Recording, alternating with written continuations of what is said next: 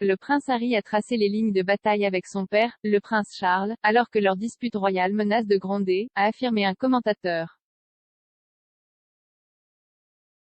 L'année dernière, le couple a pris la décision historique de laisser sa vie royale derrière lui et de s'installer de l'autre côté de l'étang dans le but de vivre une vie financièrement indépendante loin de la monarchie. Mais depuis, ils ont lancé une série d'allégations à l'encontre du cabinet, notamment sur des sujets délicats comme la race et la santé mentale.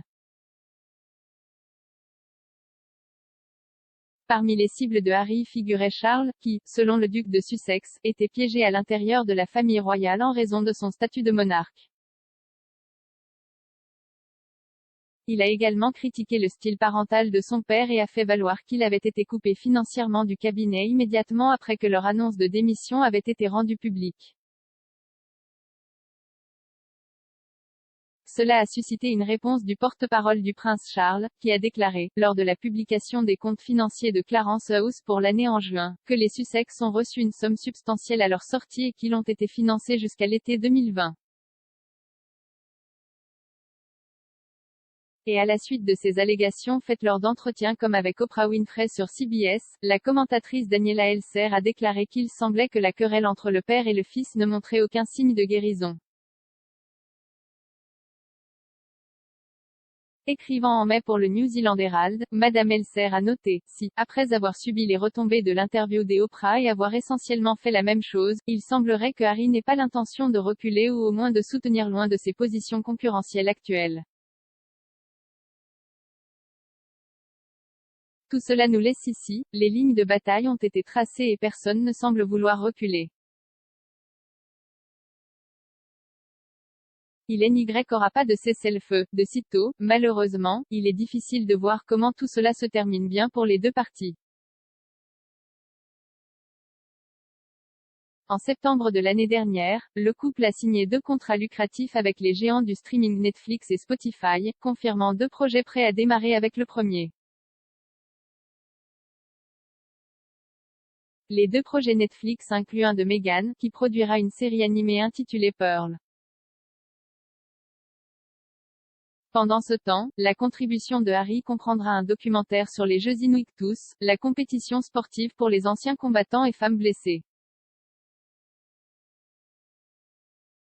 Mais comme l'accord a été signé il y a près d'un an, Madame Elser a fait valoir que Netflix pouvait s'attendre à un peu plus de son investissement de plus de 100 millions de livres sterling dans le couple. Elle a ajouté, lorsque les Sussex commenceront à dévoiler leur liste de projets de télévision et de podcasting, ils auront une chance, c'est-à-dire une chance d'impressionner le public et de faire sa marque en termes de chiffres fumants ou d'applaudissements critiques. Lorsque la nouveauté et l'éclat de travailler avec les membres de la famille royale s'estomperont, s'ils n'ont pas de compte de streaming ou une poignée de récompenses à montrer pour eux-mêmes, alors leurs contrats seront-ils renouvelés?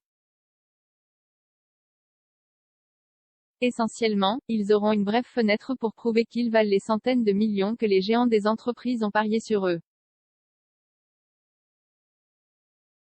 Pas de pression maintenant ou quoi que ce soit. Le fait est que même des entreprises d'1 milliard de dollars ne peuvent pas se permettre de continuer à verser des camions pleins d'argent dans 2 entrepreneurs très célèbres s'ils ne s'avèrent pas être un bon investissement.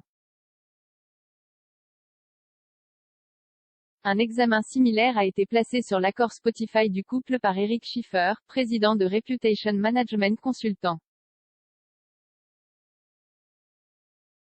Il a déclaré à Newsweek l'année dernière que l'accord serait basé sur des facteurs de performance, mais a admis que même si le contrat était excellent pour eux, il était terrible pour la monarchie parce qu'ils choisissaient de le vendre à des prix bradés. Il conclut, je pense qu'ils profitent systématiquement du halo de la monarchie. Si Harry n'était pas impliqué, personne ne s'en soucierait, si elle n'avait pas les liens royaux. Il y a cette guerre imprudente contre cette marque historique immaculée qui représente le peuple anglais depuis des siècles.